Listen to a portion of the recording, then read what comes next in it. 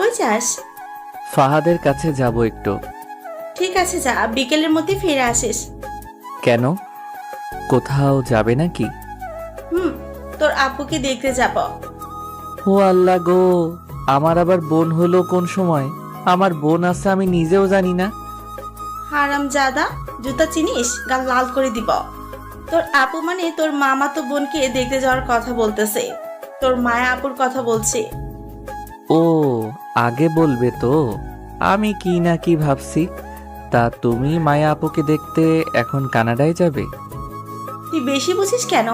তোর মায়া আপু আজ কানাডা থেকে বাসায় আসতেছে পড়ালেখা শেষ করে, আর যাবে না। তাই দেখতে যাব তুই আর আমি। আচ্ছা, আমি কি কখনো মায়া আপুকে দেখছি? শুধু নামই শুনেছি। মায়া নামের একটা মেয়ে আমার মামার আছে, সে এখন কানাডায়। আবার তুই দেখছিস? তবে তোর মনে নেই অনেক বছর আগের কথা। ও ছোট থেকেই পড়ালেখার জন্য ওর মামার কাছেই গেছিল।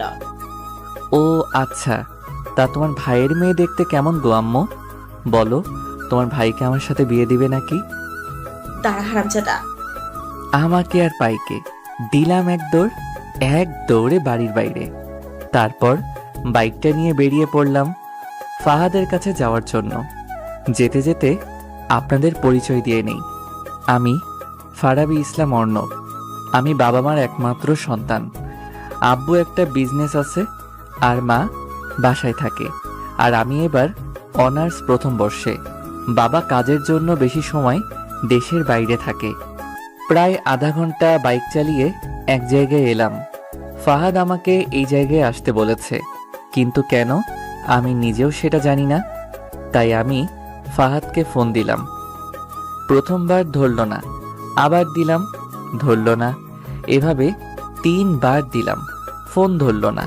মেজাজটা পুরো চেতে গেল আমার। আবার কল দিলাম, এইবার ফোন ধরল। কিরে, এতক্ষণ কই ছিলি? গার্লফ্রেন্ডের সাথে মিটিয়ে বিজি মনে হয়। এই তো মামা, ঠিক ধরছিস। ঠিক ধরছি মানে? তুই কই? এখানে কেন আসতে বললি? দোস্ত একটা কথা বলি, রাগ করিস না। আগে বল তুই কোথায়, তাড়াতাড়ি আয়। দেখ দোস্ত, রাগিস না, আগে পুরো কথাটা শোন। বল। আমি তোকে ডেকেছি আড্ডা দেওয়ার জন্য, আর তোর একটা গার্লফ্রেন্ডের ব্যবস্থা করতে। বাবা, কে তুই ভাই? তোরে তো আমি চিনতেই পারলাম না। আমায় গার্লফ্রেন্ড দিবি আর তুই? সত্যি বলছি, ওই দিক দিয়ে অনেক মেয়ে যায়, যেটা পছন্দ হয় তোকে পটিয়ে দিতাম। আমার গার্লফ্রেন্ড লাগবে না, তুই কই, তাড়াতাড়ি আয়। দোস্ত, আমি তোর কাছে যাওয়ার জন্য বের হয়েছিলাম। আসার সময় মিম ফোন দিয়ে বলল ওর সাথে নাকি ঘুরতে যাবে, আর আমিও না করতে পারলাম না। আমি এখন ওর সাথে ঘুরতে আইছি, এখন যেতে পারবো না, রাগ করিস না। আজ একটা গার্লফ্রেন্ড নাই বলে রাগ আমি কি করব? রাগের চেয়ে দুঃখটা অনেক গভীর। আজ একটা গার্লফ্রেন্ড নেই বলে সিঙ্গেলেরাই বোঝে সিঙ্গেল থাকার কষ্ট, যন্ত্রণা, হতাশা, দুঃখ, বেদনা। হতাশ হবে না দোস্ত, আমার মন বলতেছে তোর পিছন দিক থেকে কোনো মেয়ে আসতেছে, এই মেয়ে হবে তোর গার্লফ্রেন্ড। তোর ভবিষ্যৎবাণী তোর কাছে রাখ, কাট। আমি এখন একটু ঘুরে বাসায় যাব। দেখ না দোস্ত, পেছনে যদি মেয়ে না থাকে তাহলে নাই, আর যদি আসে আমাকে ট্রিট দিবি। রাখ তোর ট্রিট, শালা আমি মরি আমার জ্বালাই, আর তুই আইসিস ভবিষ্যৎবাণী করতে। দোস্ত একবার দেখ। কেন বিরক্ত করতেছিস? ঠিক আছে দেখছি। এক রাশ বিরক্তি নিয়ে পেছনে তাকালাম আমি। পেছনে তাকাতেই দেখলাম একটা মেয়ে আমার দিকে আসতেছে।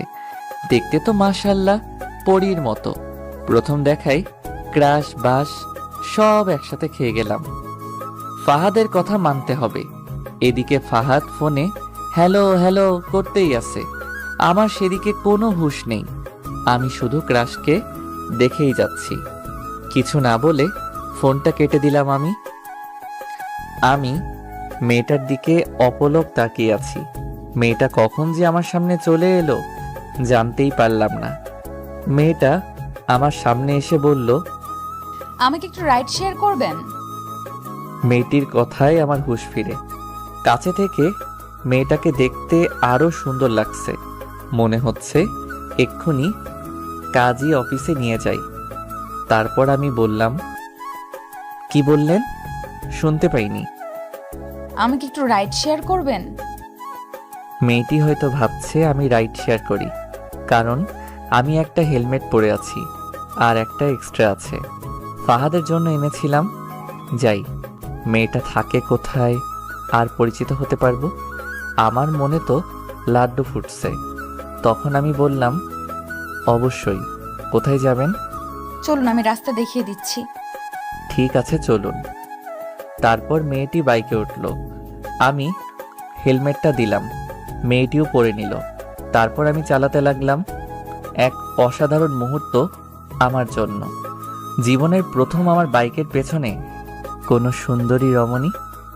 আমি বাইকটা আস্তে চালাতে লাগলাম, কারণ যত আস্তে যাব তত বেশি সময় ক্রাশের সাথে থাকতে পারবো। আর একটু ভদ্র সাজারও কিছু আছে না? যাই হোক, মেয়েটির সাথে কথা বলতে হবে। আমি কোনো কিছু বলতে যাব, তার আগেই মেয়েটি বলল, দাঁড়ান, আমি নামবো। কেন? এখানেই বাসা নাকি আপনার? না। তাহলে কেন নামবেন? এটা কি বাইক চালাচ্ছেন? এভাবে গেলে তো সারা জীবন লাগবে যেতে। এর চেয়ে হেঁটে মানুষ আগে যাবে। আমার বাইকের ফার্স্ট গিয়ার আর লাস্ট গিয়ার আছে, মাঝখানে সব তার কাটা। তাহলে শেষ গিয়ারই দিন। ঠিক আছে। তারপর আমি স্পিড দিয়ে গাড়ি চালাতে লাগলাম। মেয়েটি মনে হয় ভয় পেয়েছে, তাই আমাকে জড়িয়ে ধরল। আহা, কি এক ফিলিংস! আপনাদের বলে বোঝাতে পারবো না। পেছনে মেয়ে জড়িয়ে ধরে আছে। আহা! হঠাৎ করে সামনে একটা কুকুর চলে এলো, তাই আমি কষে ব্রেক মারলাম। সাথে সাথে হাওয়ায় ধপাস করে উঠতে লাগলাম। মনে হচ্ছে উপরে চলে যাব। চোখ খুলে দেখতে পেলাম মেয়েটির বেশি কিছু ক্ষতি হয়নি, উঠে দাঁড়াচ্ছে।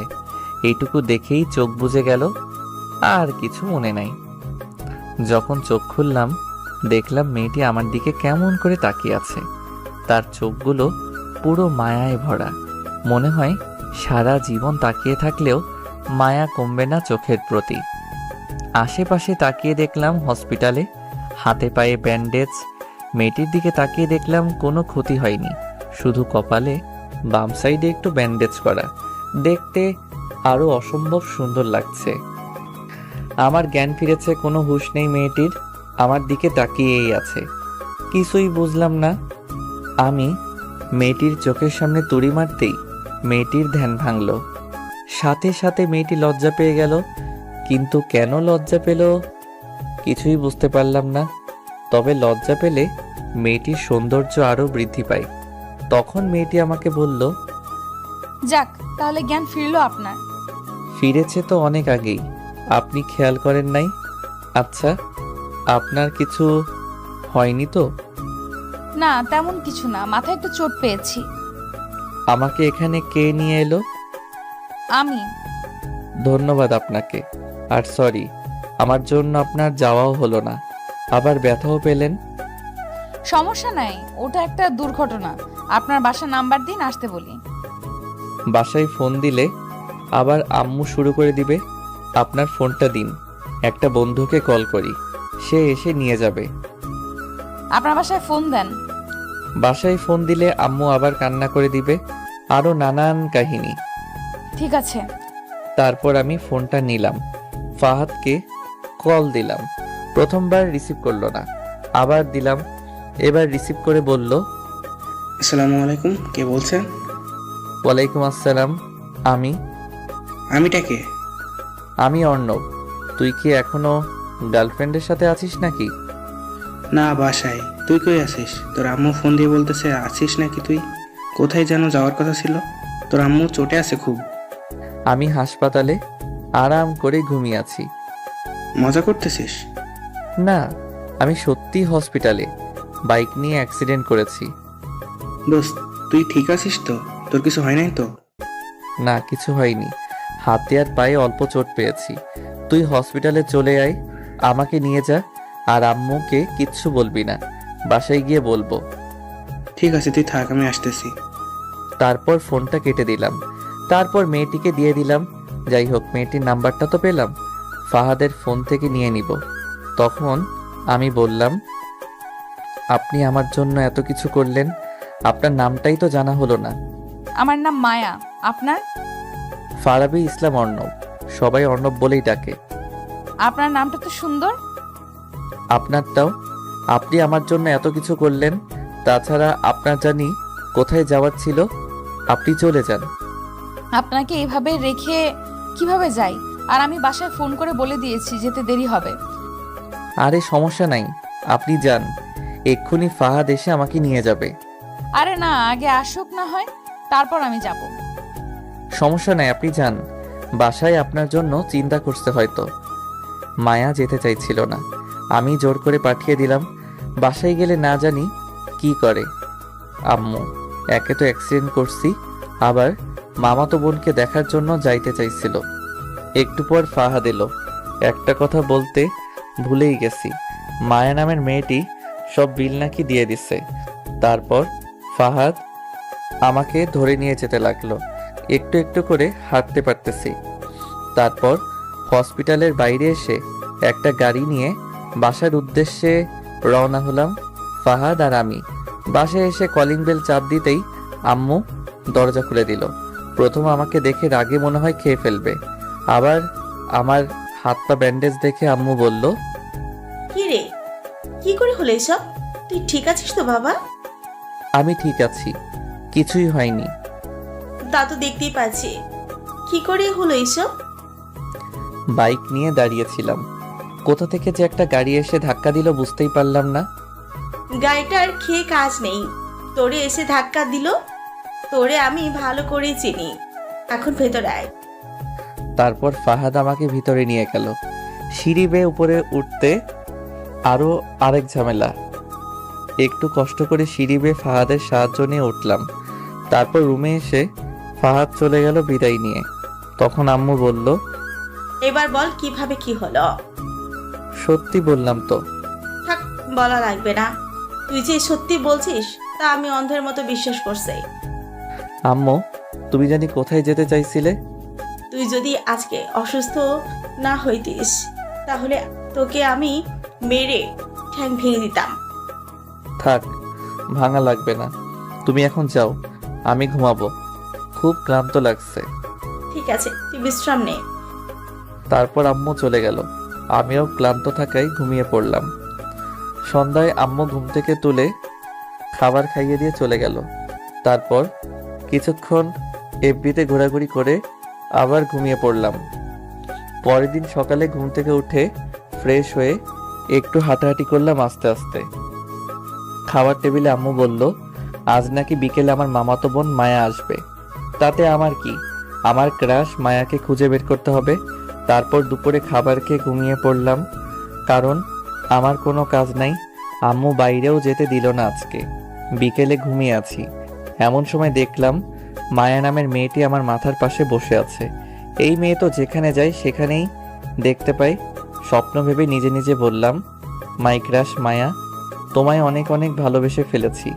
যেখানেই যাই তোমাকেই দেখতে পাই। তোমার ওই চোখের চাহনিতে আবদ্ধ আমি, অনেক অনেক ভালোবাসি। ঘুমাতে গেলেও শান্তি নেই, যেখানেই যাই তোমাকেই দেখতে পাই, খুব ভালোবেসে ফেলেছি। কথাগুলো বলে দেখলাম স্বপ্নে আমার ক্রাশ চলে যাচ্ছে। স্বপ্নে ভেবেই দিলাম হাত ধরে টান, সাথে সাথে আমার বুকে এসে আছড়ে পড়ল। আহা, স্বপ্ন হলেও অনুভূতি অন্যরকম।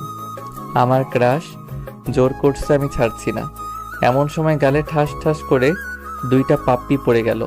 স্বপ্ন হলেও এত জোরে লাগে নাকি? গাল পুরো লাল হয়ে গেছে। লাফ মেরে বিছানা থেকে উঠে পড়লাম। দেখলাম আমার ক্রাশ মায়া দাঁড়িয়ে আছে। এটা কি সত্যি?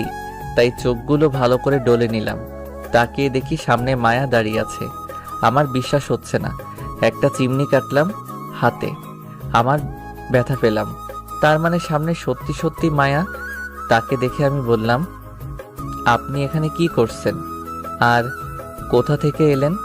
এমন সময় আম্মু রুমে এলো। এসে মায়াকে দেখিয়ে বলল, এটাই হচ্ছে তোর মামাতো বোন মায়া। এটা বলে আম্মু মায়া আপুকে নিয়ে চলে গেল। তার মানে এই মায়াই আমার সেই মামাতো বোন মায়া আপু, আমার থেকে সিনিয়র। এতক্ষণ আমার পাশে মায়া আপুই ছিল। আমি সত্যি তাকে জড়িয়ে ধরেছিলাম, আরও অনেক কথা বলেছি। মায়া আপুকে জড়িয়ে ধরার কারণে আমাকে চড় মারল। আমার সব শেষ। আমি এখন মায়া আপুর সামনে যাব কিভাবে? তাকে জড়িয়ে ধরেছিল, স্বপ্ন ভেবে বাস্তবে হাতের শক্তি আছে বলতে হবে। গালটা এখনো ব্যথা করছে। মায়া আপু আমার মাথার পাশে বসে কি করছিল? আমার দিকে কেন গালে হাত দিয়ে তাকিয়েছিল? নানা প্রশ্ন আর অনুভূতি নিয়ে ওয়াশরুমে চলে গেলাম ফ্রেশ হতে। ফ্রেশ হয়ে বাইরে বের হয়ে দেখলাম মায়া আপু বিছানায় বসে পা দোলাচ্ছে।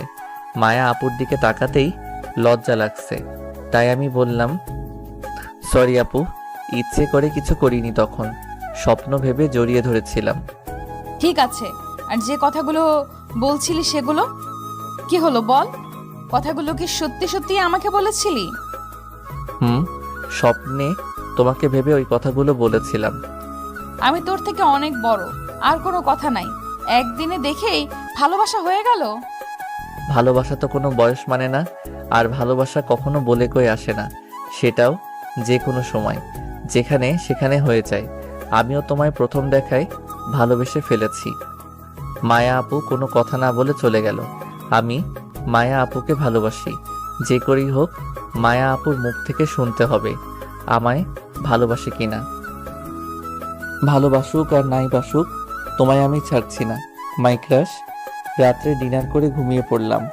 মায়া আপু কয়েকদিন থাকবে আমাদের এখানে, যে করেই হোক এই কয়েকদিনে রাজি করাতে হবে। সকালে ঘুম থেকে উঠে একটু হাঁটাহাঁটি করলাম। অনেক দিন হলো সকালে ঘুম থেকে উঠি না। সকালের পরিবেশটাই মুগ্ধকর, তাই একটু ছাদে গেলাম। ছাদে গিয়ে দেখলাম ক্রাশ মানে মায়া আপু দাঁড়িয়ে আছে। আমি মায়া আপুকে গিয়ে বললাম, আপু এত সকাল সকাল কি করছো এখানে? আমি সকালেই ঘুম থেকে উঠি। ও আমার উত্তরটা কি দিবে না? কিসের উত্তর? আমি যে তোমাকে ভালোবাসি। দেখ অর্ণব, তুই আমার থেকে ছোট, এটা সম্ভব না। আমি তোকে ভালোবাসতে পারবো না। তুমি চাইলেই সম্ভব, আর কেন আমাকে ভালোবাসতে পারবে না? এই কথা আর আমার সামনে বলবি না। এই বলে মায়া আপু চলে যাচ্ছিল। আমি পেছন থেকে হাতটা টেনে ধরলাম। ঠাস ঠাস করে দুইটা পড়ে গেল আমার গালে, তারপর চলে গেল। এই মেয়ে এত মারে কেন কথায় কথায়? গালটা লাল করে দিল। তারপর আমি কিছুক্ষণ ছাদে সময় কাটিয়ে চলে এলাম। তারপর নাস্তা করে বাইরে এলাম বন্ধুদের সাথে আড্ডা দিতে। আড্ডা দিতে দিতে প্রায় বিকেল হয়ে গেল, তাই বাসার উদ্দেশ্যে রওনা হলাম। আসার সময় কয়েকটা গোলাপ ফুল আর আইসক্রিম নিলাম মায়া আপুর জন্য। বাসায় এসে মায়া আপুর রুমে গেলাম, দেখলাম নাই। তারপর ছাদে গেলাম, দেখলাম দোলনায় বসে আছে। আমি ফুলগুলো এগিয়ে দিয়ে বললাম, এই নাও প্রিয়, এগুলো তোমার জন্য। লাগবে না আমার। নাও না। জোর করে ধরিয়ে দিলাম। সাথে সাথে মায়া আপু সেগুলো ফেলে দিল। আমার মনটা একটু খারাপ হয়ে গেল।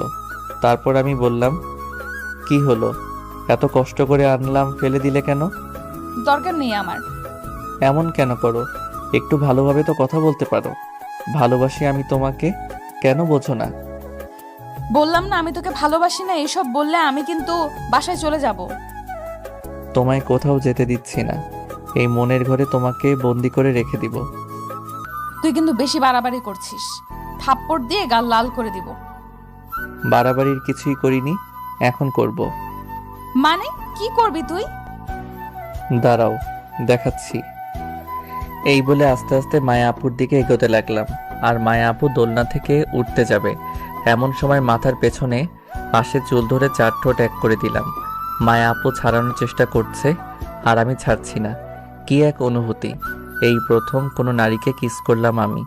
শরীরে এক অজানা শিহরণ বয়ে যাচ্ছে। প্রায় 5 মিনিট পর ছেড়ে দিলাম, আর মায়া আপু দোলনায় ধপ করে বসে পড়ল। তারপর আমাকে চড় মারার জন্য হাত উঠালো। আমি হাত ধরে দিলাম এক টান, সাথে সাথে আমার বুকে এসে পড়ল। অনেক ছাড়ানোর চেষ্টা করছে, তাই আমি আবার চার ঠোঁট এক করে দিলাম। প্রায় 2 মিনিট পর ছেড়ে দিলাম। ছেড়ে দিয়ে বললাম, তোমায় আমি অনেক ভালোবাসি প্রিয়, তোমাকেও আমাকে ভালোবাসতে হবে। তোমায় আমি ছাড়ছি না। এই বলে আমি ছাদ থেকে নিচে চলে এলাম। রুমে এসে ফ্রেশ হয়ে ঘুমানোর চেষ্টা করলাম, কিন্তু ঘুম আসছে না। একটু আগের সিনটা সামনে আসছে। এসব ভাবতে ভাবতে কখন যে ঘুমিয়ে গেলাম মনে নাই। যখন ঘুম ভাঙে তখন প্রায় সন্ধ্যা হয়ে আসছে, তাই উঠে একটু ছাদে গেলাম। ছাদে গিয়ে দেখি আবার মায়া আপু দাঁড়িয়ে আছে। তখন আমি বললাম, কি করছো জানেমান? তুই কি সত্যি আমাকে ভালোবাসিস? জীবনের থেকেও বেশি। তাহলে আমাকে প্রপোজ কর। সত্যি? তুমিও আমাকে ভালোবাসো? হুম, এখন প্রপোজ কর। তোমাকে অনেক অনেক ভালোবাসি। I love you. এভাবে হবে না, ভালো করে ফুল দিয়ে কর। তারপর আমি নিচে এলাম। আমার মনে মনে তো লাড্ডু ফুটছে, মায়া আপু আমাকে ভালোবাসবে, তাও আবার এত তাড়াতাড়ি। আমি বাগানে এসে একটা ফুল নিয়ে চলে গেলাম। মায়া আপুর কাছে গিয়ে ফুলটা এগিয়ে দিয়ে হাঁটু গেড়ে বসে বললাম, জীবনে কাউকে ভালোবাসিনি। তুমি আমার প্রথম ভালোবাসা, তুমি আমার প্রথম অনুভূতি। অন্য প্রেমিকদের মতো আমি ঠিকঠাক মতো আমি প্রপোজ জানি না, তবে আমি তোমাকে চাই। আমার এলোমেলো জীবনে প্রথম প্রণয় তুমি মায়া, আমার জীবনের সুখ তারা তুমি মায়া, আমার জীবনের বাঁচা মরার জন্য পয়েন্ট তুমি মায়া। অবশেষে একটা কথাই বলতে চাই, ভালোবাসি, বড্ড ভালোবাসি তোমায়, অনেক অনেক ভালোবাসি। I love you. মায়া আপু ফুলটা নিল। আমি দাঁড়িয়ে তাকে শক্ত করে জড়িয়ে ধরলাম। মায়া আপু আমাকে জড়িয়ে ধরলো। তারপর কিছু সময় ছাদে কাটিয়ে চলে এলাম আমি। রাত্রে ডিনারের সময় পায়ে সুরসুরি দিতে লাগলাম আমি মায়া আপুর। মায়া আপু আমার দিকে রাগী দৃষ্টিতে তাকিয়ে আছে, তবু আমি সুরসুরি দিতে লাগলাম। এবার দিল জোরে একটা পাড়া, সাথে সাথে চিৎকার করে উঠলাম। আমার চিৎকার দেখে আম্মু বলল, কি হলো, চিৎকার দিলি কেন? কিছু না, টেবিলের ভেতর দিয়ে মনে হয় বিড়াল গেল, পায়ে লাগলো তো তাই ভয় পেয়ে চিৎকার দিলাম। যত সব, বিড়াল দেখে কেউ এভাবে চিৎকার দেয়? আমি দেই? তোর প্যাচাল বাদ দিয়ে খা এখন। মায়া আপুর দিকে তাকিয়ে দেখি মুচকি মুচকি হাসছে, মনে হচ্ছে দেই একটা। তারপর খাওয়া দাওয়া করে রুমে চলে এলাম। রাত্রে মায়া আপুকে কল দিলাম। নাম্বারটা আম্মুর ফোন থেকে নিয়েছি। ফোন রিসিভ করে মায়া আপু বলল, হ্যালো, কে? তোমার হবু বর। কানের নিচে এমন দিব না, তোর পাগলামি বের হয়ে যাবে। রাখ। রাগ করো কেন? আমি অর্ণব। ও, তুমি আগে বলবে তো, বলো কি বলবে। একটু ছাদে এসো না। না, এখন এত রাতে আমি যেতে পারবো না। আসো না প্লিজ, একটু থেকে চলে যেও। না, আমি এখন যেতে পারবো না। তুমি তো আমাকে ভালোই বাসো না, আমার কথা কেন শুনবে? যাও, তোমাকে আসতে হবে না। আমার বাবুটা রাগ করে। ঠিক আছে, যাচ্ছি। তারপর মায়া আপু ফোনটা কেটে দিল। আমি কথা বলতে বলতে ছাদে চলে এসেছি। 2-3 মিনিট পর মায়া আপু এলো। এসে আমাকে বলল, কি হলো, এত রাতে ছাদে আসতে বললে কেন? তুমি আর আমি চাঁদ দেখবো তাই। দোলনায় বসো তো। তারপর মায়া আপু দোলনায় বসলো। আমি তার কাঁধে মাথাটা দিলাম, দিয়ে বললাম, জানো, প্রথম যেদিন তোমায় দেখেছিলাম বুকের ভিতর কেমন জানি অনুভব হয়। তোমায় আমি এই কয়েকদিন অনেক ভালোবেসে ফেলেছি। তুমি আমার সিনিয়র, তবুও ভালোবাসা তো কোনো বয়স মানে না। তোমাকে অনেক অনেক ভালোবেসে ফেলেছি। তারপর কিছু সময় কাটিয়ে চলে এলাম আমরা। রুমে এসে দিলাম এক ঘুম। এভাবেই কেটে গেল কয়েকদিন। আমি মায়া আপুকে খুব ভালোবাসি, আর মায়া আপুও আমাকে খুব ভালোবাসে। আজকে মায়া আপু চলে যাবে, ভাবতেই খুব খারাপ লাগছে। তাকে ছাড়া আমার এক মুহূর্ত ভালো লাগবে না।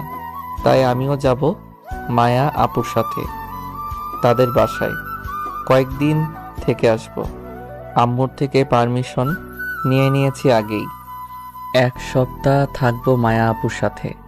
তারপর সকালের খাওয়া করে রুমে এলাম রেডি হতে। পরনে আমার ব্ল্যাক শার্ট, ব্ল্যাক জিন্স, শার্টের হাতা কোনোই পর্যন্ত ফোল্ড করা, চুলগুলো সুন্দর করে সাজানো, হাতে ব্র্যান্ডেড কালো ঘড়ি পরে তৈরি হলাম আমি। তারপরে বাইরে বের হয়ে ড্রয়িং রুমে আসলাম। মায়া আপু এখনো তৈরি হচ্ছে। জানি না মেয়েদের এত সময় লাগে কেন আটা ময়দা মাখতে। তারপর অপেক্ষা করতে লাগলাম। প্রায় আধা ঘন্টা হলো বসে আছি। অবস্থা আমার খারাপ বসে থাকতে থাকতে। অবশেষে যুদ্ধ জয় করে বেরিয়ে এলো মায়া আপু।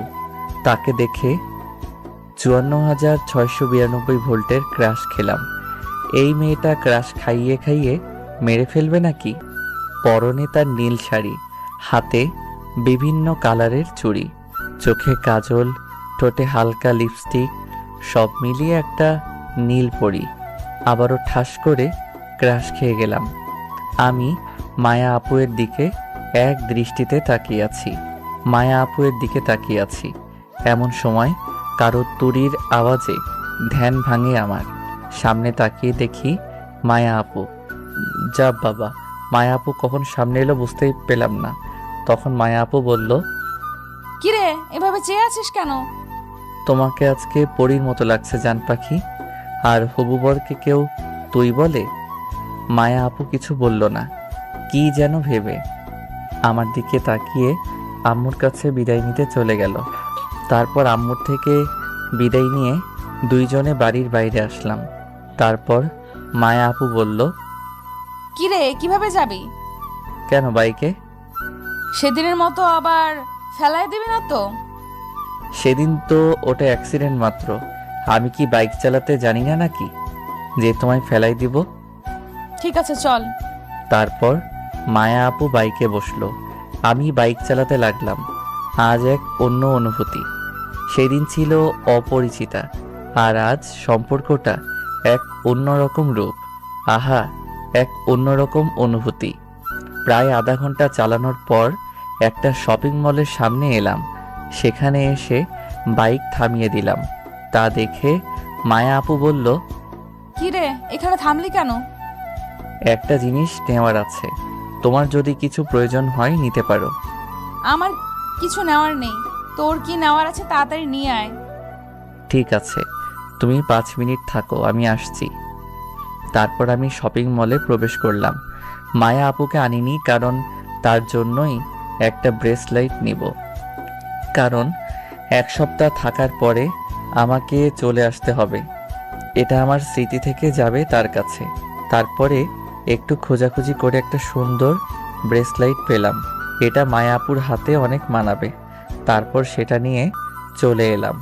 তারপর আবার রওনা দিলাম তাকে নিয়ে।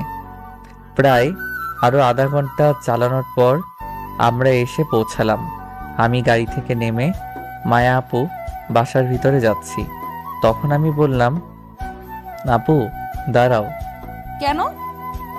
তোমার হাতটা একটু দাও তো। কেন? দাও না। তারপর মায়া আপু হাতটা এগিয়ে দিল।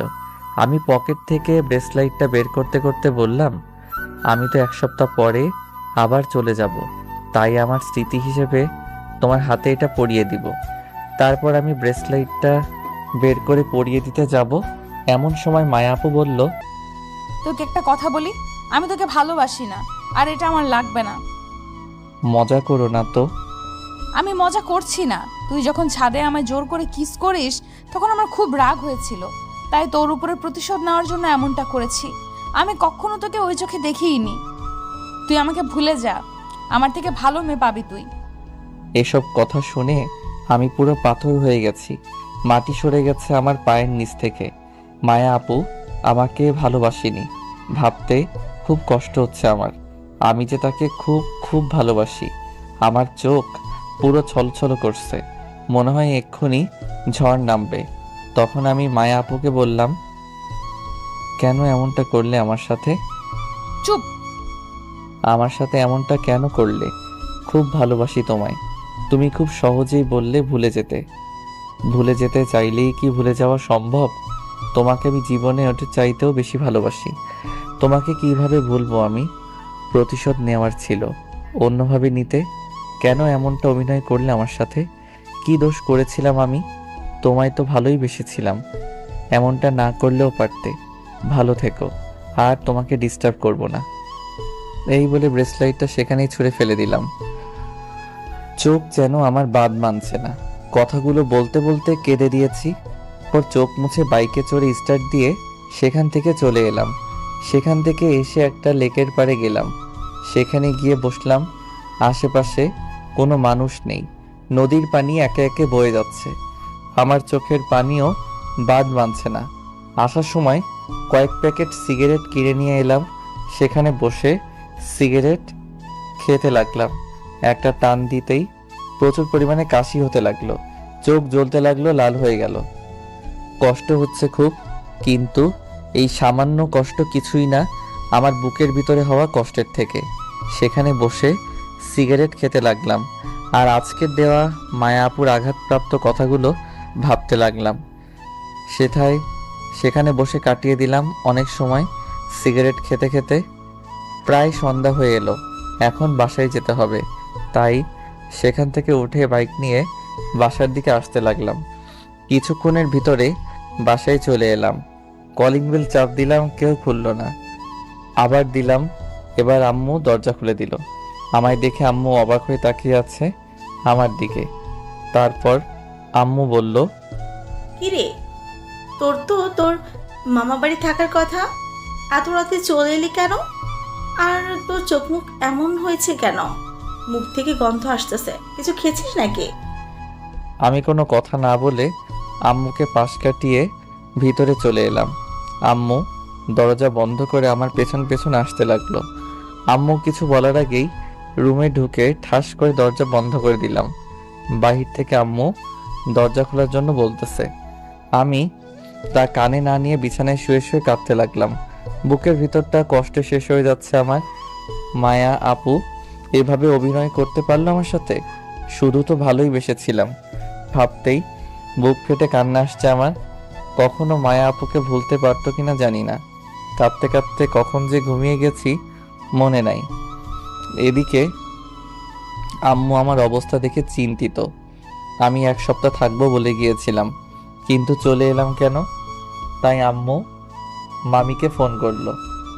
আচ্ছা আরশি, অর্ণবের সাথে কিছু হয়েছে? না, কেন, কি হয়েছে? অর্ণব বাসা থেকে গেল 1 সপ্তাহ থাকবে তোমাদের ওখানে বলে, কিন্তু ও তো রাতে এখন বাসায় এলো আর চোখ মুখ ফুলে আছে, কান্না করেছে মনে হয়। কি বলো সব? কিন্তু অন্য তো আমাদের এখানে আসেনি। ও তো মায়ের সাথেই গেল তোদের সাথে ওখানেই থাকার জন্য। তাহলে এতক্ষণ কই ছিল? ও তো ভেতরেই আসেনি, আর মায়া তো একাই এসেছে বাসার ভেতরে, ও তো আসেনি। বাসায় এসে সোজা রুমে চলে গেল, কোনো কথা বলো না। এরকম তো কোনো সময়ও করে না ও। আমি মায়াকে বলে দেখি কিছু হয়েছে নাকি। ঠিক আছে, আমি দেখছি ওদিকে। ঠিক আছে। তারপর আম্মু ফোন কেটে দিয়ে চিন্তিত হয়ে রুমে চলে গেল, কারণ অনেক রাত হয়ে গেছে।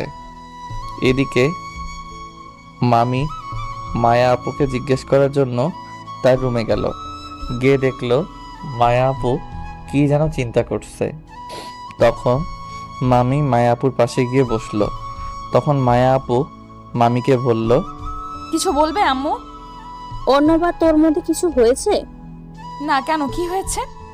না, ও নাকি আমার বাসায় থাকার জন্য এসেছিল, কিন্তু না এসে চলে গেল কেন? আমাকে বলছিল কি জানি কাজ আছে। আমি বাসার ভেতরে ঢোকার জন্য বলছিলাম, কি জানি কাজ আছে বলে চলে গেছে। ও, অর্ণব এখন এত রাতে বাসায় ফিরলো? আর ওর আম্মু ফোন করে বলল কিছু হয়েছে নাকি? আর সারাদিন কই ছিল? আর মনে হয় অনেক কান্না করেছে। ও ঠিক আছে, তুই ঘুমা, অনেক রাত হয়েছে। তারপরে মামি চলে গেল। মায়া আপু কি জানি ভাবতে ভাবতে সেও ঘুমিয়ে পড়ল। এদিকে সকাল সকাল সূর্যের কড়া আলো জানালা দিয়ে প্রবেশ করছে। সূর্যের কড়া আলো আমার মুখে পড়তেই ঘুমটা ভেঙে যায় আমার। তাই আর শুয়ে না থেকে ঘুম থেকে উঠে পড়লাম। তারপর ফ্রেশ হয়ে নিচে এলাম। দেখলাম আম্মু সোফায় বসে কি জানি চিন্তা করছে। তখন আমি আম্মুর পাশে গিয়ে বসলাম আর বললাম, কি ভাবছো আম্মু? কিছু হয়েছে বাবা? কিছু হলে বল আমাকে। কাল কেন এত রাতে এলি? আর সারাদিন কোথায় ছিলি? একটা বন্ধুর বাসায় ছিলাম, একটা জরুরি কাজ ছিল তাই সেখানে গিয়েছিলাম। তুই না কাল তোর মামা বাড়ি গেলি 1 সপ্তাহ থাকবি বলি? ওর কাজটা একটু জরুরি ছিল, তাই মায়া আপুকে নামিয়ে দিয়ে চলে এসেছি। ঠিক আছে। আম্মু নাস্তা দাও, খুব খিদে পেয়েছে। ঠিক আছে, তুই বস, আমি নিয়ে আসছি। তারপর আম্মু রান্নাঘরে চলে গেল আর অর্ণব খাওয়ার টেবিলে বসলো। নাস্তা করতে করতে আম্মু বলল, তোকে একটা কথা বলা হয়নি, তোর আব্বু আজ সন্ধ্যার ফ্লাইটে আসবে, তোকে নিয়ে আসতে যেতে বলেছে। ঠিক আছে। তারপর নাস্তা করে বাইরে বের হলো। বাসায় থাকলে মায়ের কথা মনে পড়বে, তাই বাইরে বের হলো। তারপর ফাহাদকে কল দিল। দোস্ত কই তুই? মামার দোকানে আছি। কেন? তুই থাক, আমি যাচ্ছি। তারপর ফোনটা কেটে দিয়ে মামার দোকানে যেতে লাগলো। সেখানে গিয়ে দেখে ফাহাদ বসে বসে সিগারেট টানছে। অর্ণব ওর পাশে বসে ওর হাত থেকে সিগারেটটা নিয়ে টানতে লাগলো। আর ফাহাদ অর্ণবের দিকে অবাক হয়ে তাকিয়ে আছে। অর্ণব ওর তাকিয়ে থাকা দেখে বলল, কি রে, এইভাবে তাকিয়ে আছিস কেন? তুই কে বলতো? মজা করিস না তো এখন? আমি তো আমার চোখকে বিশ্বাস করতে পারছি না। যেখানে তুই আমাকে সিগারেট খেতে বারণ করতি, আর আজ সেখানে তুই সিগারেট খাচ্ছিস। খাচ্ছি, কষ্ট দূর করার জন্য খেতে হয়। তোর আবার কিসের কষ্ট? কিছু না, এমনি বললাম। আমি আগে থেকেই খেতাম, তুই জানতিস না? কি? আমি জানতাম না, মিথ্যা বলছিস না। আচ্ছা এসব বাদ দে, চল কয়দিনের জন্য কোথাও থেকে ঘুরে আসি। ঠিক আছে, কোন দিক যাবি? 2-3 দিন পর। ঠিক আছে। তারপর ফাহাদের সাথে আড্ডা দিল। আড্ডা দিতে দিতে দুপুর হয়ে গেল। তারপর ফাহাদের থেকে বিদায় নিয়ে চলে আসলো বাসায়। গোসল করে খাবার খেয়ে দিল এক ঘুম। বিকেলে ঘুম থেকে উঠে ছাদে গেল। ছাদে গিয়ে মনটা খারাপ হয়ে গেল, কারণ এমন সময় মায়া আপুর সাথে দুষ্টুমি করত। মায়া আপুর কথা খুব মনে পড়ছে, তাই ছাদে না থেকে আবার রুমে চলে আসলো। রুমে এসে মায়ের কথা ভাবতে লাগলো। মায়ের কথা ভাবতেই চোখ ভিজে গেল। কতই না ভালোবাসতো তাকে, কি দোষ করেছিল, কেন তার সাথে এমনটা করলো। এসব ভাবতেই বুক ফেটে কান্না আসতেছে অর্ণবের। বিকেলে আর বাইরে বের হলো না। একটু পরে সন্ধ্যা হতে চললো। তারপর বেরিয়ে পড়লো এয়ারপোর্টের উদ্দেশ্যে। তারপর কিছুক্ষণ পর চলে আসলো এয়ারপোর্টে। একদম সঠিক সময়ে এসেছে। অর্ণবের আব্বু এসে পৌঁছালো মাত্র। তারপর অর্ণব তার আব্বুকে নিয়ে বাসায় আসতে লাগলো। আস্তে আস্তে আব্বু বলল, কেমন আছিস? কোনো রকম চলে যাচ্ছে। কেন, কিছু হয়েছে? টাকা লাগবে? না। তোর লেখাপড়া কেমন চলছে? ভালো, বর্তমানে কলেজ জব, তাই বাসাতেই থাকতে হয়। ঠিক আছে। তারপর আর কিছু কথা বলতে বলতে বাসায় চলে আসলো। আব্বু রুমে চলে গেল ফ্রেশ হতে। ক্লান্ত হয়তো খুব। অর্ণব রুমে চলে আসলো। আবার মায়ের কথা মনে পড়লো। যখন কোনো কথা ভাবে না, মস্তিষ্ক যখন কোনো কিছু ভাবে না, ফাঁকা হয়, ঠিক তখনই সব সময় মায়ের কথা মনে পড়ে। তার সাথে কাটানো দিনগুলোর কথা মনে পড়ে। রুমে বসে বসে এসব ভাবছিল। তখন অর্ণবের আম্মু এসে ডেকে নিয়ে গেল ডিনার করার জন্য। তারপর ডিনার করে রুমে আসলো। কিছু সময় এফবিতে ঘোরাঘুরি করে ফোনটা রেখে দিল। ঘুমানোর প্রস্তুতি নিচ্ছে, এমন সময় ফোনটা বেজে উঠলো। তাকিয়ে দেখে আননোন নাম্বার, তাই প্রথমবার কেটে দিল, কিন্তু আবার ফোন করলো। এবার রিসিভ করে সালাম দিল, কিন্তু ফোনের ওপাশ থেকে কিছুই বলল না। হ্যালো হ্যালো করলো, কিন্তু কিছুই বলল না। তাই বিরক্ত হয়ে ফোনটা কেটে দিল। আবার ফোন দিল। এবার রিসিভ করে কিছু বলতে যাবে, তার আগেই ফোনের ওপাশ থেকে কারো কান্নার আওয়াজ আসছে। কেউ ফুপিয়ে ফুপিয়ে কাঁদছে। তাই অর্ণব বলল, কি হলো, কথা বলুন। কে আপনি? এভাবে বিরক্ত করতেছেন কেন? কি হলো, কথা বলবেন না কেটে দিব? মায়া নামটা শুনেই বুকটা কেমন করে উঠল। আমাকে এত কষ্ট দিয়েও স্বাদ মেটেনি, তাই আমি বললাম, আপনি কেন ফোন দিয়েছেন আমায়? আপনি কে বলছিস কেন? তুই না আমাকে ভালোবাসিস? ভালোবাসি? হাসালেন মিসেস মায়া। আমি যাকে ভালোবাসতাম সে আমার কাছে মরে গেছে। এমনটা বলো না প্লিজ। আমি তোমায় খুব ভালোবেসে ফেলেছি। আমি তোমার শূন্যতা আমাকে বুঝিয়ে দিয়েছে আমি তোমাকে কত ভালোবেসে ফেলেছি। তোমার সাথে সেই সময় কাটানো দুষ্টুমিটাকে ভালোবেসে ফেলেছি আমি। প্লিজ, খুব ভালোবাসি তোমায়। তাই এতদিন আপনার সেই ভালোবাসা কোথায় ছিল? যখন আমি আপনাকে পাগলের মতো ভালোবাসতাম, তখন আপনি কি করলেন? আমার সাথে ভালোবাসার অভিনয় করলেন। বাহ বাহ, বলতেই হবে আপনি একজন বড় মাপের অভিনেতা। প্লিজ এভাবে বলো না, বিশ্বাস করো খুব ভালোবাসি তোমায়। ভালোবাসার কথা আপনার মুখে মানায় না। এত কষ্ট দিয়েও কি মন ভরেনি? আরও কষ্ট দেওয়ার জন্য এসেছেন এখনো? আপনি চাইছেন আমি কষ্ট পাই? সত্যি আমি অনেক কষ্ট পেয়েছি। বুকটা ভিতরে ছারখার হয়ে গেছে আমার। আর কি চান আপনি? এটা সত্যি যে আমি তোমার সাথে অভিনয় করেছি, কিন্তু বিশ্বাস করো অভিনয় করতে করতে কখন যে তোমায় ভালোবেসে ফেলেছি আমিও জানি না। প্লিজ এই বিষয়ে কোনো কথা বলতে চাই না আমি। ভালো থাকবেন। এই বলেই অর্ণব ফোনটা কেটে দিল। আবার কল দিল। এবার ফোনটা কেটে সিমটা বের করে রেখে দিল। অন্য একটা সিম ফোনে সেট করলো। তারপর ফোনটা রেখে বিছানায় ধপাস করে শুয়ে পড়লো। একটা দীর্ঘশ্বাস ছাড়লো আর ফোনে বলা মায়ের কথাগুলো ভাবতে লাগলো। ভালোবাসে, ভালোই যদি বাসতো তাহলে কেন সেদিন এমন করলো? নাকি শাস্তিটা কম হয়ে গেছে বলে আবার এমন করছে? কেন এমনটা করলো? এখন যখন ভুলে যেতে চাইছে তখন কেন ফিরে আসতে চাইছে? ফিরে আসতে কি সত্যিই চাইছে নাকি আবার অভিনয়?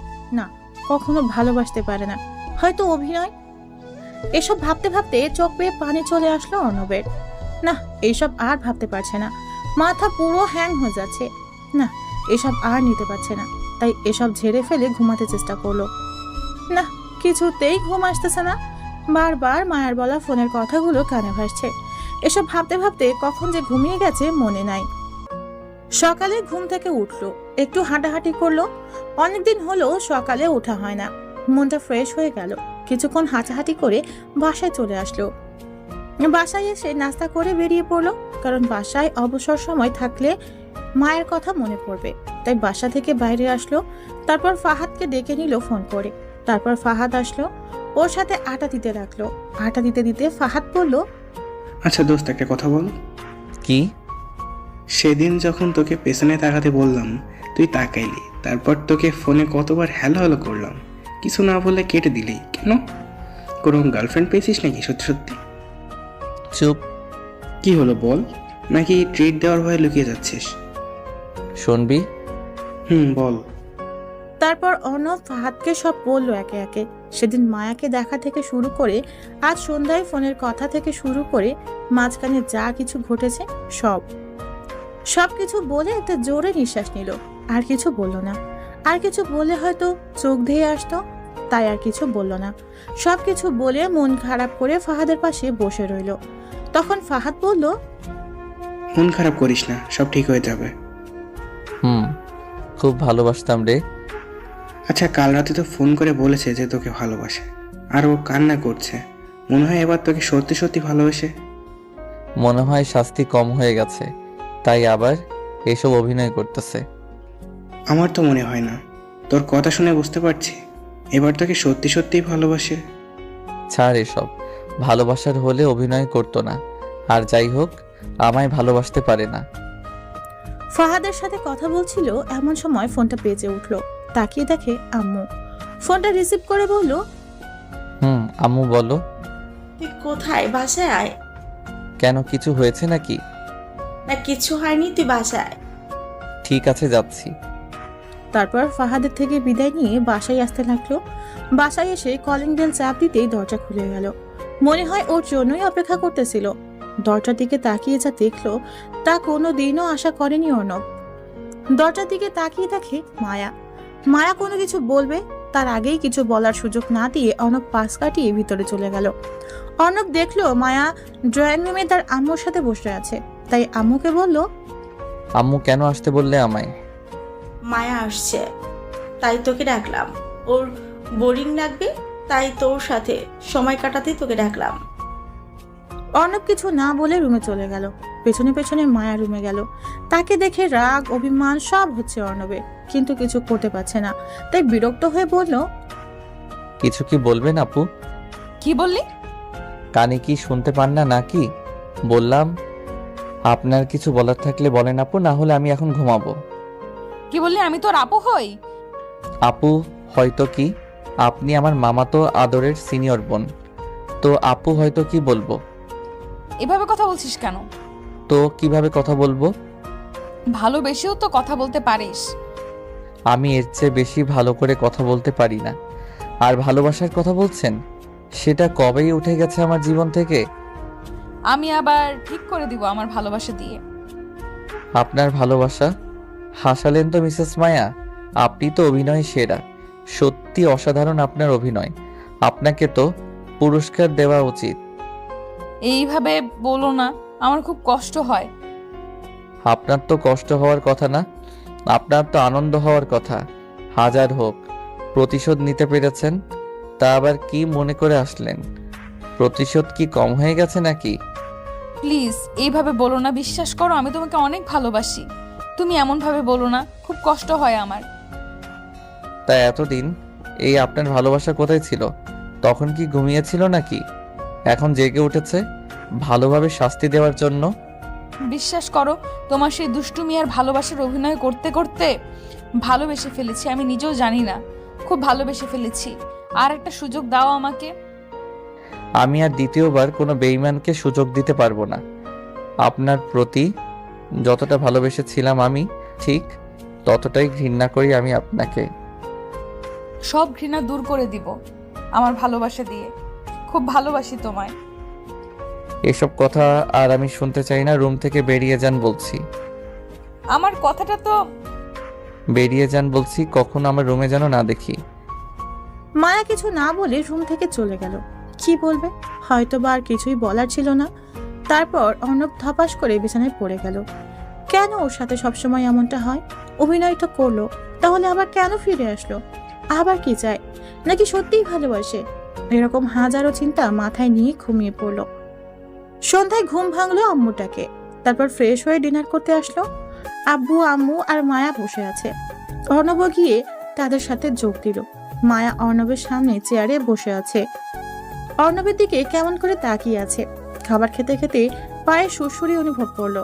মনে হচ্ছে কেউ পা দিয়ে পা সুড়সুড়ি দিচ্ছে। মায়ের দিকে তাকিয়ে দেখলো তার দিকে তাকিয়ে মুচকি মুচকি হাসছে। অর্ণবের আর বোঝার বাকি রইলো না কিছু। কোনো রকমে খাওয়া শেষ করে রুমে চলে আসলে পুরো সময় পায়ে সুড়সুড়ি দিয়েছে, কিন্তু কিছুই বলতে পারলো না। রুমে এসে শুয়ে পড়লো। প্রতিদিন রুমের দরজা খুলে দিয়ে ঘুমায়, আজও তার ব্যতিক্রম না। রুমের দরজা লক না করেই শুয়ে পড়লো। ঘুম আসতেছে না, বারবার মায়ের কথাগুলো মনে পড়ছে। একটা সুযোগ দাও, খুব ভালোবাসি তোমায়। এসব হাজারো কথা কানের কাছে এসে মিছিল শুরু করেছে। এসব ভাবতে ভাবতে কখন যে ঘুমিয়ে গেছে মনে নাই। সকাল সকাল কিছু ভারী অনুভব করলো বুকে, তাই ঘুমটা ভেঙে গেল। তাকিয়ে দেখে একটা মেয়ে শুয়ে আছে তার উপর। তার চুলগুলো সারা মুখে ছড়িয়ে আছে। এক অদ্ভুত ঘ্রাণ, নেশা জড়ানো মাতাল হওয়ার মতো ঘ্রাণ। মনে হচ্ছে সেই ঘ্রাণে মাতাল হয়ে যাবে। মেয়েটির চুলগুলো সরালো মুখ থেকে। তারপর চুলগুলো তার মুখ থেকে সরাতেই প্রচন্ড রাগ হতে লাগলো। মায়া শুয়ে আছে ওর উপর। ধাক্কা দিয়ে সরিয়ে দিল। ধাক্কা দেওয়াতে মায়া ঘুম থেকে উঠে গেল। অর্ণব প্রচন্ড রাগ নিয়ে তাকিয়ে আছে। মায়া কিছু না বলে লজ্জা পেয়ে চলে গেল। মাথায় কিছুই আসতেছে না। যাকে এত দূরে সরানোর চেষ্টা করছে সেও দূরে সরিয়ে দিয়েছে। তাহলে আজ কেন এমন করছে? অর্ণবও ঘুম থেকে উঠে পড়ায় আর ঘুমালো না। ফ্রেশ হতে ওয়াশরুমে চলে গেল। আয়নার দিকে তাকাতেই আউ চমকে উঠল নিজের দিকে তাকিয়ে। এটাকে সারা মুখে লিপস্টিকের বন্যা বয়ে গেছে। এবার অনেক রাগ হলো। নিজের চুল নিজেই ছিঁড়তে হচ্ছে। রুমের দরজা খুলে রেখে ঘুমানোটাই ভুল হয়েছে। তারপর ফ্রেশ হয়ে ছাদে গেল। ছাদে গিয়ে দেখে মায়া ছাদের এক সাইডে উদাস হয়ে আকাশের দিকে তাকিয়ে আছে। তাই অর্ণব সেখান থেকে চলে আসতে যাবে, এমন সময় পিছন থেকে মায়া বলল, আমি তোর কাছে এতটাই ঘৃণার হয়ে গেছি যে আমি এখানে আছি বলে থাকা যাবে না। মায়ার কথায় অর্ণব কেমন যেন একটা ফিল অনুভব করলো। তাই সেখান থেকে গেল না, ছাদের একপাশে গিয়ে দাঁড়িয়ে রইল। এমন সময় পিছন থেকে মায়া জড়িয়ে ধরলো। অর্ণব এক ঝটকায় সরিয়ে দিল। কোনো কথা না বলে সেখান থেকে চলে আসতে যাবে, এমন সময় মায়া পিছন থেকে অর্ণবের হাত টেনে ধরে বলল, প্লিজ অর্ণব, আমাকে বোঝার চেষ্টা করো। সত্যিই আমি তোকে অনেক ভালোবাসি। যখন আমি এখান থেকে গেলাম একটা দিন আমি শান্তিতে ঘুমোতে পারিনি। সব সময় সবখানে শুধু তোর কথাই মনে পড়ে। তোর সাথে থাকতে থাকতে তোর দুষ্টুমিগুলোকে খুব মিস করি। অনেক অনেক ভালোবাসি তোমায়। আপনার বলা শেষ হলে বলেন, আমি যাই। সত্যি তোকে অনেক অনেক ভালোবাসি। তোকে ছাড়া আমার এই জীবন অসম্পূর্ণ রয়ে যাবে। তোকে ছাড়া আমি থাকতে পারবো না, মরে যাব। তো যান না মরে, আমি বাধা করেছি নাকি? এই কথা বলতে পারলি? ঠিক আছে, আর কোনো দিন তোর সামনে আমায় দেখবি না। চলে যাব অনেক দূরে, বাঁচবো না আমি তোকে ছাড়া। এই বলে মায়া কাঁদতে কাঁদতে দৌড়ে নিচে চলে গেল। অর্ণব ছাদেই দাঁড়িয়ে ভাবতে লাগলো, আর একটা সুযোগ তো দেওয়াই যায়। যদি সত্যি সত্যিই কিছু করে ফেলে তাহলে নিজেকে ক্ষমা করতে পারবে না, না আর দূরে সরিয়ে রাখবে না, নিজের করে নেবে। এই ভেবে নিচে নামতে যাবে, এমন সময় নিচ থেকে আম্মু চিৎকার করে উঠলো। এটা শুনে অর্ণব এক দৌড়ে নিচে চলে আসলো। নিচে এসে স্তব্ধ হয়ে গেল। অর্ণবের মুখ থেকে কোনো কথা বের হচ্ছে না, চোখ থেকে কয়েক ফোঁটা পানি গড়িয়ে পড়লো। কারণ মায়া ডাইনিং টেবিলের সামনে পড়ে আছে, হাত দিয়ে ফ্যানকে দিয়ে রক্ত পড়ছে, আর অর্ণবের আম্মু তার পাশে দাঁড়িয়ে কাঁদছে। অর্ণব কোনো কথা না বলে তাড়াতাড়ি কোলে তুলে নিল। একটা গাড়ি নিয়ে সোজা হাসপাতালে চলে আসলো। তারপর ডাক্তার মায়াকে নিয়ে ভিতরে গেল। অর্ণব বাইরে দাঁড়িয়ে কাঁদছে, আম্মুকে সাথে নিয়ে আসেনি। একটু পর আম্মু এসেই ঠাস ঠাস করে 2টা চড় মেরে দিল অর্ণবের গালে। অর্ণব কি দোষ করলো আর কেনই বা মারলো কিছুই বুঝতে পারলো না। অর্ণব তার আম্মুর দিকে অবাক হয়ে তাকিয়ে আছে। তখন আম্মু অর্ণবকে বলল, মেয়েটা তোকে কত ভালোবাসতো, মানিস সে একটা ভুল করেছে, মানুষ মাত্রই তো ভুল। জানিস মেয়েটা আমার কাছে সেদিন এসে কত কান্না করেছে, তোকে কতটা ভালোবাসে মেয়েটা তুই জানিস। আমি তখন তাকে বললাম আগে ওর অভিমান ভাঙা, বাকিটা আমরা দেখছি। জানিস সেদিন মেয়েটা আমার কাছে কত কান্নাকাটি করেছে। আজ তোর জন্য মেয়েটার এই অবস্থা। ওর যদি কিছু হয়ে যায় কোনোদিন ক্ষমা করব তোকে আমি। বলেই আম্মু কেঁদে দিল। অর্ণব আম্মুকে জড়িয়ে ধরে কেঁদে দিল। কেঁদে কেঁদে বলল, কিচ্ছু হবে না দেখিস, দোয়া কর যেন কিছু না হয়। অর্ণবের মাথায় হাত বুলিয়ে দিয়ে কথাটা বলল আম্মু। তারপর কিছুক্ষণ পর ডাক্তার বের হয়ে আসলো। ডাক্তারকে বের হতে দেখে সাথে সাথে অর্ণব ডাক্তারের কাছে গিয়ে বলল, ডাক্তার সাহেব, মায়ার কিছু হয়নি তো? ও ঠিক হয়ে যাবে তো? আমার রক্ত এ পজিটিভ ডাক্তার, যত খুশি রক্ত নিন প্লিজ, মায়া আপুকে সুস্থ করে দিন। তারপর ডাক্তারের সাথে ভিতরে গেল। রক্ত দিয়ে বাইরে বের হলো। কিছুক্ষণ পর বাইরে বের হয়ে দেখে মামা মামি আর আব্বুও এসেছে। অর্ণব মাথা নিচু করে তাদের সামনে দাঁড়িয়ে রইল। মায়ার আব্বু আম্মু কান্না করছে আর অর্ণবের আম্মু তাকে সান্ত্বনা দিচ্ছে। কান্না করবে নাই বা কেন, একমাত্র আদরের মেয়ে মায়া। কিছুক্ষণ পর ডক্টর বেরিয়ে আসলো। অর্ণব সাথে সাথে ডক্টরের কাছে দৌড়ে গিয়ে বলল, মায়া আপু ঠিক আছে তো ডাক্তার সাহেব? ঠিক হয়ে যাবে তো?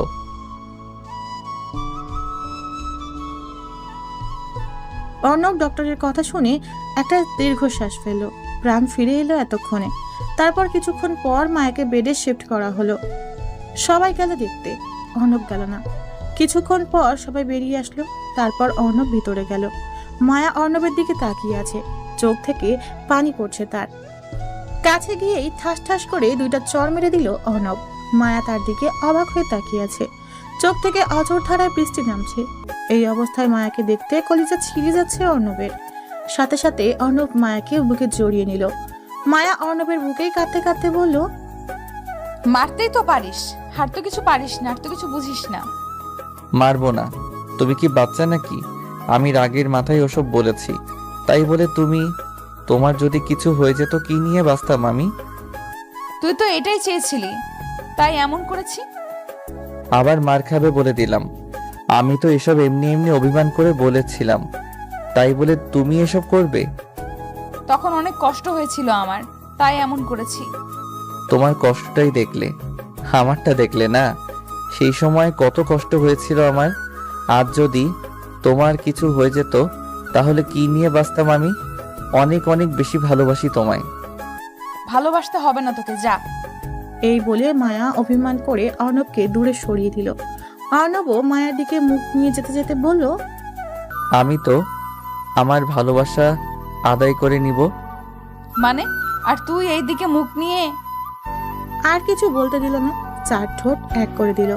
প্রথমে মায়া ছাড়ানোর চেষ্টা করলেও ছাড়ালো না, রেসপন্স দিতে লাগলো। পাক্কা 5 মিনিট পর ছেড়ে দিল। তখন মায়া লজ্জা পেয়ে অর্ণবের বুকে মুখ লুকালো। হাসপাতালে কিছুক্ষণ থাকার পর মায়াকে বাসায় নিয়ে আসলো।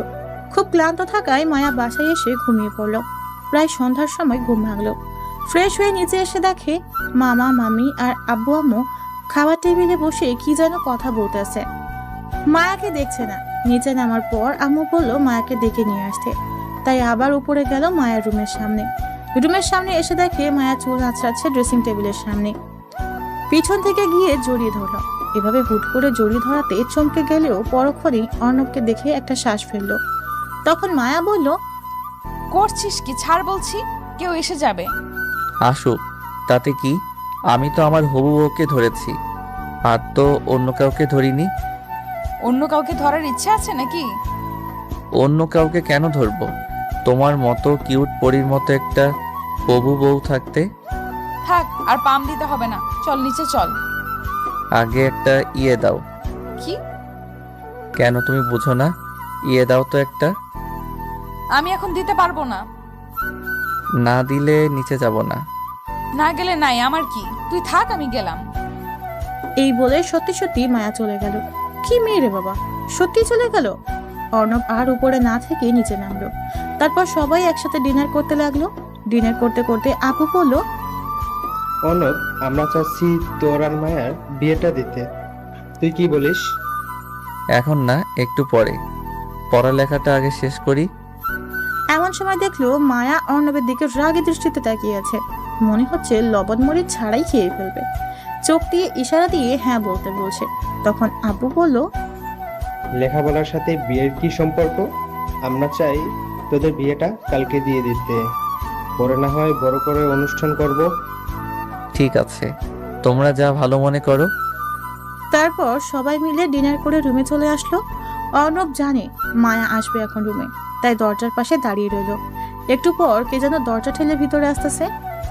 রুমের ভিতরে আসতেই ঠাস করে দরজা বন্ধ করে দিল অর্ণব। হঠাৎ দরজা বন্ধ হওয়ায় মায়া চিৎকার করে উঠল। সাথে সাথে মুখ চেপে ধরে বলল, চুপ চুপ। আমি জানিস কত ভয় পেয়ে গেছিলাম।